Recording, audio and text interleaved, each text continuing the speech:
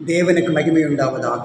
இந்த நாளில் கூட தபித்தாள் என்றும் தொற்காள் என்றும் கூறப்படுகிற ஒரு பெண்ணை குறித்து பார்ப்போம். இவள் இயேசுவுக்கு சாட்சியாக வாழ்ந்தவள். அன்பு மரணத்தை வெல்லும், அன்பு ஒரு காலம் சாகாது என்பதற்கு இவங்க ஒரு சாட்சியாக இருந்தாங்க. இவங்க யோப்பா என்கிற கடற்கரை பட்டணத்தில் வசித்து வந்தாங்க. இவங்க கையில் ஒரு ஊசி, கொஞ்சம் நூல், அவ்வளவுதான். இதை வச்சு தான் அவங்க பெரிய ஊழியத்தை செய்தாங்க. இவங்க வீடு சாதாரணமான வீடு தான். இவங்க இயேசுவை கேள்விப்பட்ட உடனே இவங்க மனம் மாறினவங்க. அந்த வீட்டுக்குள்ள கணவனை இழந்தவங்க, ஏழைங்க அநேகரது வீட்டுக்குள்ளே இருப்பாங்க. இவங்க அவங்களுக்கு ஆதரவாக இருப்பாங்க. அந்த நாளில் கூட அவர்கள் இவர்கள் செய்து கொடுக்கிற உடைகளை கொண்டு அவர்கள் மானத்தை காத்து கொள்வார்கள். ஒவ்வொரு தையலும் ஒரு ஜெபம், ஒவ்வொரு அங்கியும் ஒரு அன்பு பரிசு. இப்படித்தான் அவர்கள் ஊழியம் செய்து கொண்டு வந்தார்கள். ஒரு நாள் அந்த தபித்தாளுடைய ஊசி நின்று போச்சு, உடல் தளர்ந்து போயிடுச்சு, அவங்க மறிச்சிட்டாங்க. இந்த செய்தியை கேட்ட உடனே கண்ணீரோடு கூட பக்கத்து ஊரில் தான் பேதர் இருக்கிறாருன்னு கேள்விப்பட்டு அவங்க ஆள் அனுப்புனாங்க. அவளை குளிப்பாட்டி மேலறையில் படுக்க வச்சிருந்தாங்க. பேதுரு அவள் எங்கே என்று கேட்டு மேலறைக்கு சென்றார்.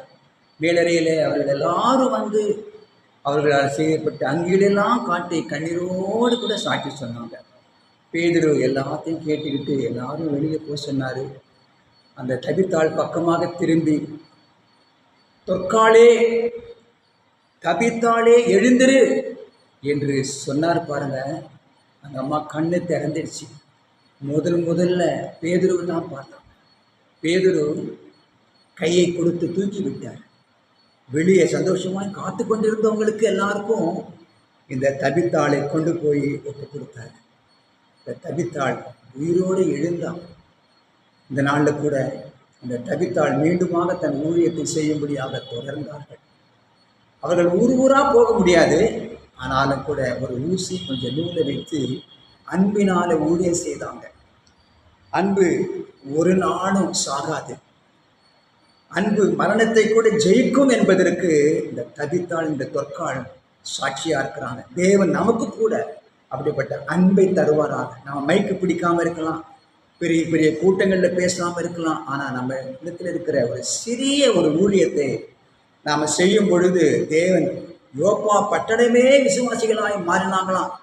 அதே போல் நம்மை கூட, நம்மளை சுற்றி இருக்கிற ஜனங்கள் எல்லாரும் இயேசுவை காண நம்மையும் பயன்படுத்துவாராக. நீங்கள் தேவனால் ஆசீர்வதிக்கப்பட்டவர்கள். God bless you.